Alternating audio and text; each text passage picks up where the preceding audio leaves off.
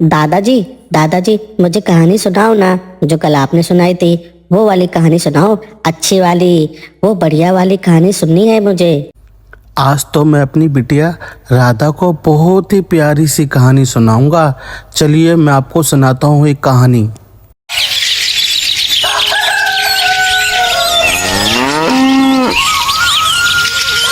सोनू एक गरीब परिवार से था। वो अपनी पत्नी पूजा और बेटी बबीता के साथ रहा करता था। वो ठेले पर सामान ढोने का काम किया करता था। आ गए आप? रुकिए, मैं आपके लिए खाना लेकर आती हूँ। पूरा दिन सामान ढोते ढोते थक गए होंगे। ये तो मेरा रोज का काम है। ये बताओ बबीता कहाँ है? जब तक उसे देख ना लूं चैन नहीं आता। अपनी सहेलियों के साथ खेल रही है गली में। मुझे तो उसकी चिंता होती है कि अब वो भी बड़ी हो रही है, उसे पढ़ाना भी तो होगा। मैं कितना लाचार बाप हूँ कि मुश्किल से 2 जनों की रोटी का इंतजाम कर पाता हूँ, पर उसकी पढ़ाई का खर्च भला मैं कैसे उठा पाऊंगा? दिन भर बोझ ढोकर बस अपना और तुम्हारा पेट पाल लूं, वही हो पाता है मुझसे। कभी कभी तो वो भी नसीब नहीं होता। तभी बबीता भागी भागी आती और सोनू से कहती है, पिताजी, वो पड़ोस की सुषमा बता रही थी कि सरकार ने अलर्ट जारी किया है कि बहुत तेज बारिश होने वाली है और यहाँ बाढ़ आने वाली है। अब आप काम पर मत जाना, नहीं तो आप भीग जाओगे। अरे ये क्या? अगर बारिश हुई तो मैं काम पर नहीं जा पाऊंगा, और काम पर नहीं जा पाया तो पैसे कहाँ से लाऊंगा? मुझे काम पर जाना ही होगा। अगर सरकार ने अलर्ट जारी किया है तो कोई बात ही होगी। अगर आप काम पर गए तो दिक्कत हो सकती है। इतने में जोरदार मूसलाधार बारिश होने लगती है। अरे अच्छा होता मैं पहले ही निकल जाता, अब तो बारिश होने लगी। मैंने कहा था ना पापा, बहुत तेज बारिश होने वाली है। बाहर बहुत काले बादल छाए हुए थे। आप फिक्र क्यों करते हैं?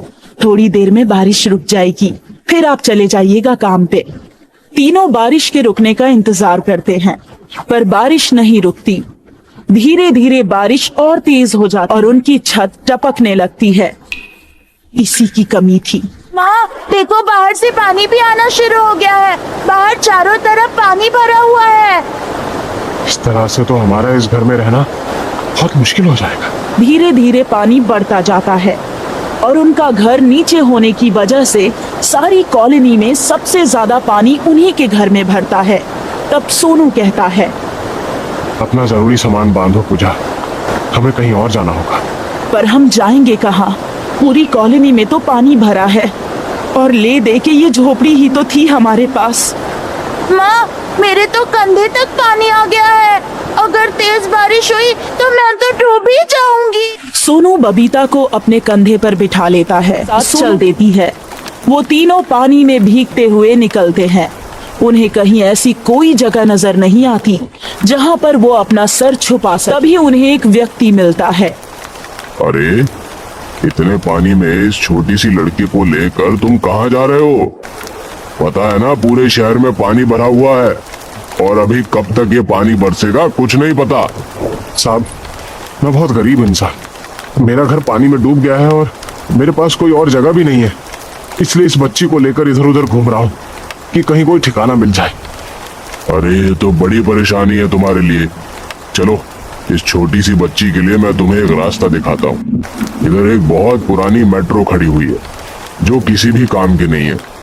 क्यों ना तुम वहीं पर रह लो? वहां पर तुम्हें बारिश से भी सुरक्षा मिलेगी और पानी से भी।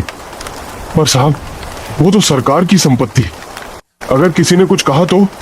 अरे मेट्रो मेरे ही अंडर आती है, मैं ही उसकी कार्यवाही कर रहा हूँ। जब तक वो मेट्रो किसी काम की नहीं, तब तक तुम उसमें अपना घर बनाकर रह सकते हो। जब उसकी जरूरत होगी तब मैं तुम्हें बता दूंगा, और तब तक तुम अपना कोई और बंदोबस्त भी कर सकते हो। आपका बहुत बहुत धन्यवाद साहब, आपने हमें ऐसी मुसीबत में सहारा दिया। धन्यवाद की जरूरत नहीं है, ये तो मेरा फर्ज था। तीनों अपना सामान लेकर उस मेट्रो के डिब्बे में चले जाते हैं। वहां जाकर बबीता को बहुत अच्छा लगता है। आपने आज तक मुझे मेट्रो में कभी सैर नहीं कराई, पर आज मेट्रो ही हमारा घर बन गया। पिताजी, ये तो पुराने घर से भी बहुत अच्छा है। देखो, यहाँ पर तो सोने के लिए बिस्तर भी है और पलंग भी और हवादार दरवाजे भी। माँ, बहुत तेज भूख लगी है, कल रात से कुछ नहीं खाया। हाँ बबीता, अब कुछ बनाते हैं। मैं कुछ सामान घर से लेकर आई थी, उसी को पका देती हूँ, बात का बाद में देखेंगे। पूजा मेट्रो के डिब्बे में अपना सामान निकालती है और खाना बनाती है। वो बैठकर खाना खाते हैं। यहाँ सब कितना साफ सुथरा है ना माँ। वहाँ तो हर समय बदबू आती रहती थी, यहाँ तो कितनी अच्छी फर्श है और खाना खाने में भी मजा आ रहा है। उस शोर शराबे और भीड़ भाड़ से अलग एकांत में हमारा घर कितना अच्छा लग रहा है। हम इसी में रहेंगे ना माँ। हाँ मेरी बच्ची, पर अभी खाना खा ले, आगे की मत सोच। तीनों मेट्रो घर में रहकर बहुत खुश होते हैं। धीरे धीरे कॉलोनी का पानी निकलने लगता है तो सोनू अपने पुराने घर को देखने जाता है। वो पूरी तरह से ढह चुका होता है और तभी वो व्यक्ति दोबारा सोनू को मिलता है। अरे, तुम्हारा घर तो पूरी तरह से ढह गया है। अब तो तुम्हारा यहाँ आने का कोई मतलब ही नहीं है। तुम जब तक चाहो उसी मेट्रो को अपना घर बनाकर रह सकते हो। साहब, मेरे पास कोई काम धंधा नहीं, मैं वहां पर ही रह पाऊंगा क्योंकि किराया देने की मेरी औकात नहीं है। तुम काम करना चाहते हो? हाँ साहब, मैं कोई भी काम कर लूंगा। मेट्रो में एक कर्मचारी की आवश्यकता है। वो कर्मचारी छुट्टी पर गया हुआ है। उसकी जगह अगर तुम्हें काम करना है तो बोलो, मैं ऊपर बात करता हूँ। साहब, आपकी बहुत कृपा होगी, आप कोई भी काम दो, मैं जरूर करूंगा।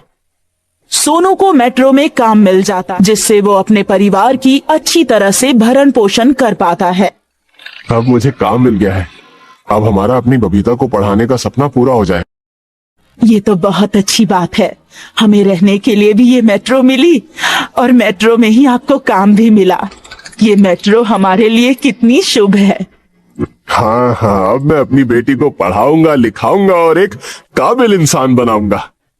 क्या पापा, मैं भी पढ़ने जाऊंगी? हाँ बेटा, अब तुम भी पढ़ने जाओगी। अब सोनू बबीता का एक अच्छे से स्कूल में एडमिशन करा देता है और धीरे धीरे कड़ी मेहनत करके पूरे मेट्रो स्टाफ का चहेता बन जाता है। तीनों उस मेट्रो घर में हंसी खुशी अपना जीवन व्यतीत करते हैं।